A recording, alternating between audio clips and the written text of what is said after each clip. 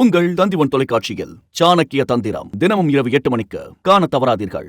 சிவகங்கை அரசு மகளிர் மேல்நிலைப் பள்ளிக்குள் புகுந்து ஆசிரியர்களை அடிக்க பாய்ந்த மர்ம கும்பலால் பரபரப்பு ஏற்பட்டது. இது குறித்த கூடுதல் தகவலை செய்தியாளர் சுந்தர் வழங்க நாம் கேட்கலாம்.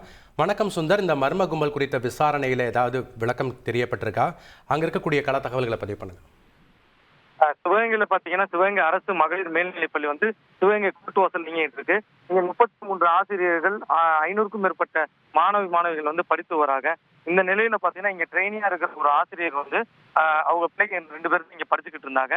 அவங்க பிள்ளைகளுக்கு அபராதம் விதித்தது தொடர்பாக ஆசிரியர்களை அந்த ட்ரெயினி ஆசிரியர் கொடுக்கக்கூடிய உறவினர்கள் மர்மங்களா தலைமை ஆசிரியர் ரூம்ல கூட கடும் வாக்குவாதத்துல ஈடுபட்டு தாக்க முயன்றதாக பரபரப்பாட்டு அங்க இருக்கிற மாணவர்கள் பள்ளி நேரன்றதுனால அலையடித்து ஓட்டத்துல பெரிய பரபரப்பா இருக்கு.